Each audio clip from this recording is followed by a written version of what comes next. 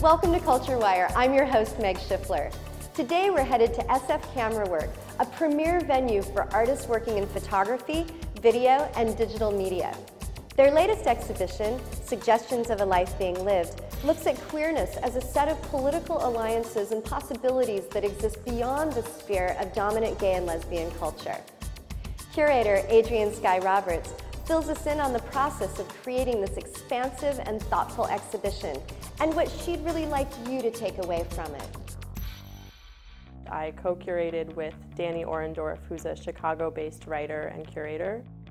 The conceptual framework is what it means to be queer and what it means to be radical for our generation. Queerness as a set of political alliances and possibilities, not necessarily related to institutions of gender and sexual normativity.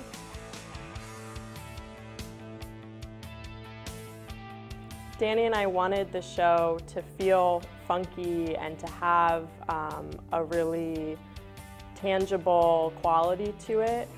So part of that was incorporating, handmade objects and installations, as well as really beautifully printed photographs and videos. There's also a lot of opportunity to participate and to take postcards or to get the photo taken, or to sit within a tent made out of Afghan blankets to watch videos. The exhibition is organized in 3 distinct galleries.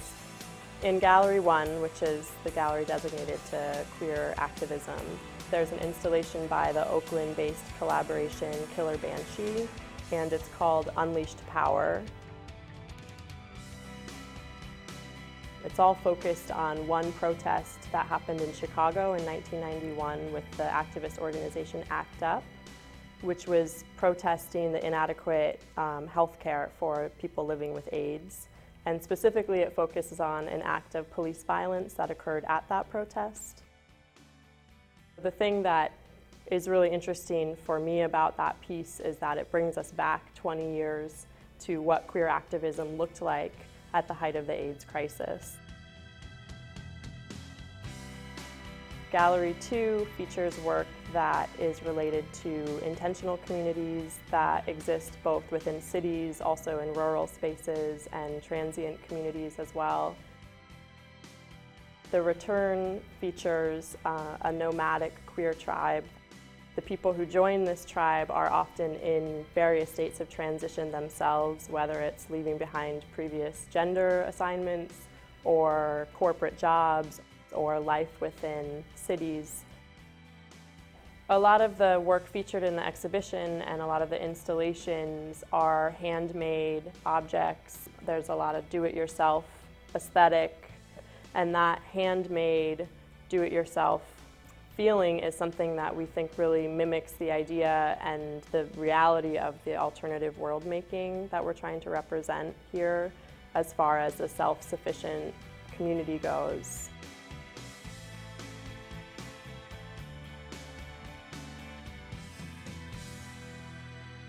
Gallery 3 features work that relates to the ideas of self-determinism, alternative world making, and utopia. Visitors can still participate in this project. During the opening, he invited visitors to come and try on these costumes, pose in front of the backdrop.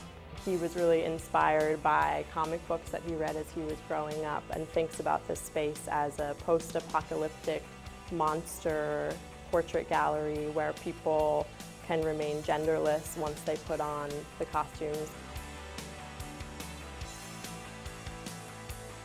Danny and I think it's important that this be happening in San Francisco, which is considered an epicenter of queer culture.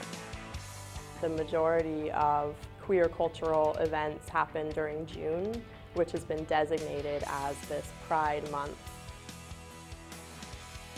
which to me translates as a static period of time in which people can engage in queer arts and culture. And happening in September is sort of talking back to that and proving that this is something that's happening constantly all the time.